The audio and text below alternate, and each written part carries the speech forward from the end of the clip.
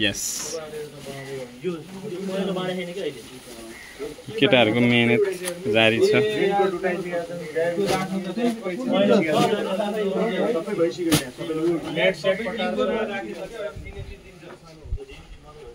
We are at Ansab office field जानुभन्दा अगाडि चाहिँ अब फिल्ड हाम्रो चाहिँ म्याग्दी पर्यो हैन म्याग्दी जानको लागि बस चढिसक्यौँ हामी अहिले चाहिँ काठमाडौँ छौँ आज भदौ 15 गते हामी चाहिँ बल्ल काठमाडौँबाट हिँडिरहेछौँ नाइट बसमा सरर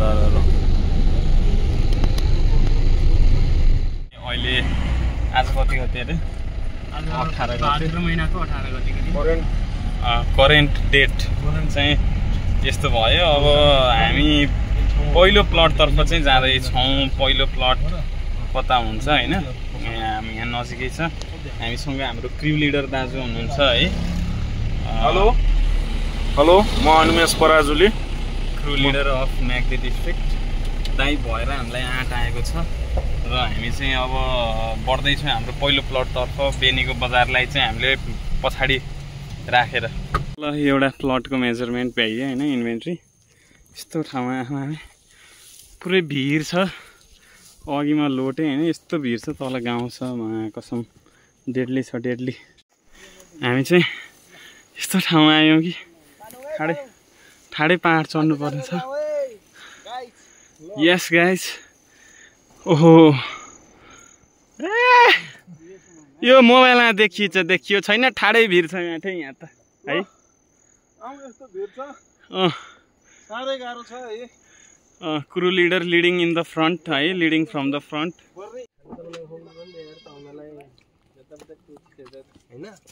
कुन ठाउँमा दाइ यो गोटीचार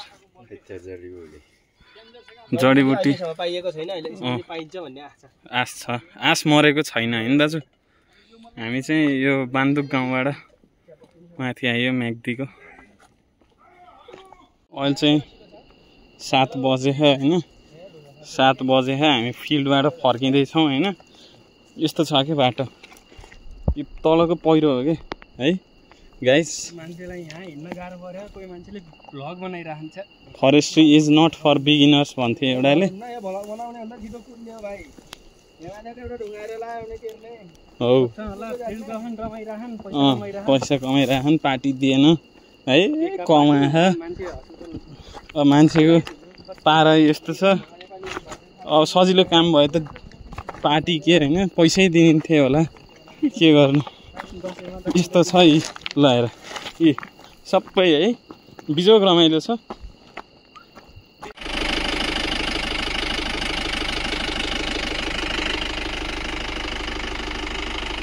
बिल्कुल हामी चाहिँ अहिले झर्नामा आएको हैन डेन्जर यो पनि भिज्ला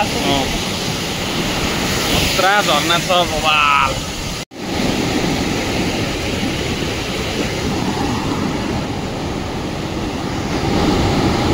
यो चाहिँ रूपसे झरनाको माथिल्लो भाग हामी 1-1.5 किलोमिटर माथि आयौँ होला उकालो यस्तो पहिरो थियो हैन सकिएन बल्ल तल्ल माथि चढ्यो लास्ट गाह्रो डेन्जर गाह्रो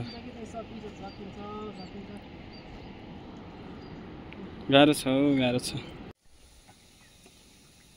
बाच्छा टावर त आउँदैन जस्तो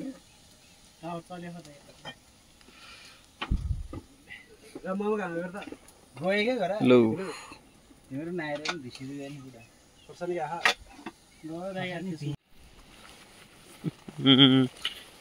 कहाँ यार हे तेरी के हो यो गाँजै जताततै है यस्तो पनि हुँदो रहेछ यो हामीले बुझेको यो चाहिँ आफै उत्पादित no artificial propagation or no sowing no seeding आफै उम्रेको रहेछ यति धेरै छ यहाँबाट हिँड्दै मान्छे उस्तै परे झ्याप हुन सक्छ यो बाटो हिँड्दै गर्दा ए तलैसम्म छ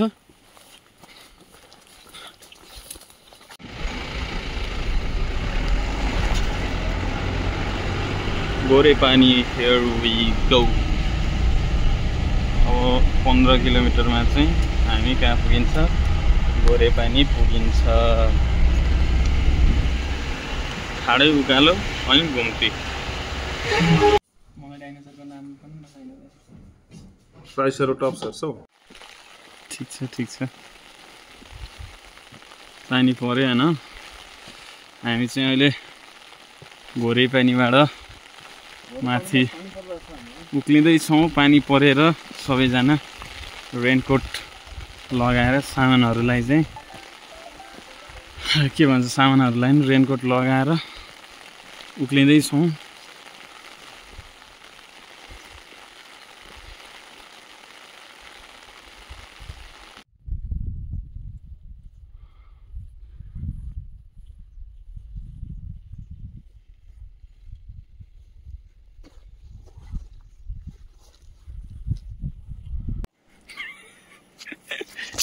आज के भइरहेको भाइ?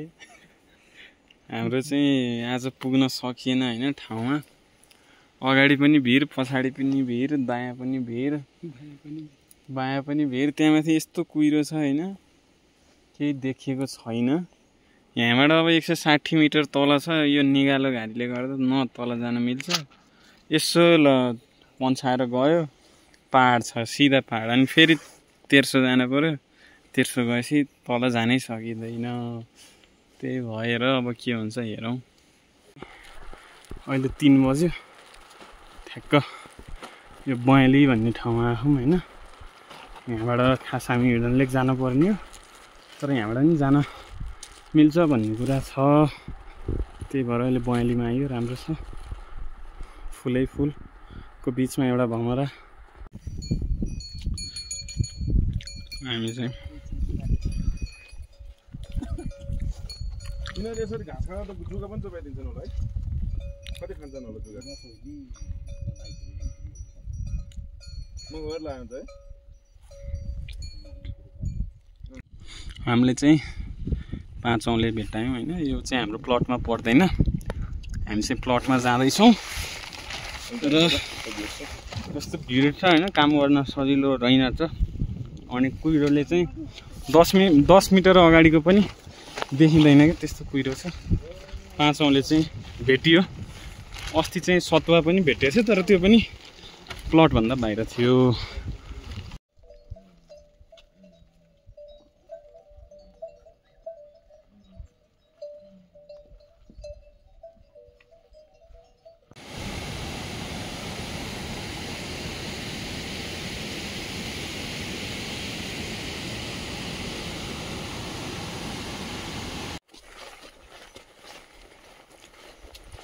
हामी चाहिँ अहिले के खर्क अरे? दिवाङ खर्क है। दिवाङ खर्क आइयो होइन। बिहान बयालीबाट हिँडेको 11 बजे। हाम्रो रेस्टिङ स्पट केही बेरको लागि रमाइलो छ। अहिले चाहिँ हामी करिब 1-1:30 बजेतिर चाहिँ स्वाता आइपुगेका छौँ। यो म्याग्दीको ठाउँ हो। नयाँ route, trekking route, alternative trekking route पनि भन्न सकिन्छ। त्यो चाहिँ बन्दै रहेछ। बाटो राम्रो पनि छ, सिँढी बाटो ढलान गरेको छ। तर माथि चाहिँ बनाउनु पर्ने छ। यो रुट चाहिँ विशेष गरी खोप्रा जान, खोप्राबाट खएर जान। अनि यो चाहिँ फेरि घोरेपानी नगइकन सिखबाटै स्टार्ट हुने रुट रहेछ। सायद हामी सिख चाहिँ पुगेको छैनौँ अहिले चाहिँ हामी स्वाता नै छौँ। जोस् जाडो छ र यो गाउँमा चाहिँ बाटो राम्रो रहेछ हिँड्नको लागि। माथि वनमा चाहिँ अलि अप्ठ्यारो थियो, हिलो थियो। अनि बुझ्दाखेरि चाहिँ त्यो अब यो बर्खा सकिए लगत्तै त्यसको काम हुने भन्ने कुरा छ।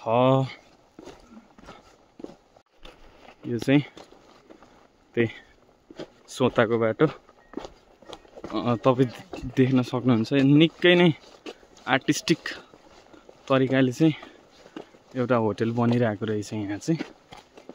यहाँ चाहिँ होटलहरू पनि रहेछ। यो स्वात भन्ने ठाउँ हो म्याग्दीको। र यो चाहिँ हाम्रो साथीहरू पढेको स्कुलको नाम चाहिँ साथीहरूको घर। नमस्कार। आन्दोलनमा स्कुलको नाम मेटेको हो। नामै नदिएको नि त। ए के हो यो स्कुलको नाम चाहिँ? श्री शिखा माध्यमिक विद्यालय। ए कति 12 सम्म पढाइ हुन्छ? 12 मा के पढाइ हुन्छ? 12 मा पनि होला नि खै आफू त 12 11 12 पढाइ छैन। ए सही हो।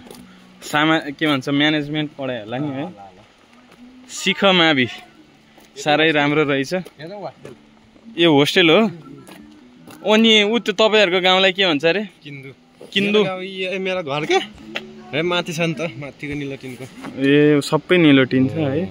सबभन्दा माथिको चाहिँ तपाईको हो। सही हो। ल अब आउँदा जानु। हामी चाहिँ घुम्ने क्रममा अहिले म्याग्दी जिल्लाको प्रसिद्ध धार्मिक गन्तव्य के भन्छ अरे गलेश्वर मन्दिरमा चाहिँ आइपुगेका छौँ। गलेश्वर मन्दिरको चाहिँ हामीले दर्शन गरेर निस्किँदैछौँ। यहाँ चाहिँ फोटो खिच्न पाइन्छ तर मन्दिरभित्रका मूर्तिहरूको पाइँदैन। हामीले खिचिँदा पनि खिचेन। अनि यो चाहिँ ढुङ्गा छ, यो तपाईँहरूले देख्न सक्नुहुन्छ होइन। अनि मन्दिर पनि राम्रो छ, आर्टिस्टिक सर्प छ यहाँ। जस राम्रो छ। धेरै दिनपछि आज हामीले घाम देखियो होइन, एकदम टल्किरहेछ घाम। रमाइलो ठाउँ रहेछ। जे होस् रिफ्रेसमेन्ट भयो भनौँ एक हिसाबले।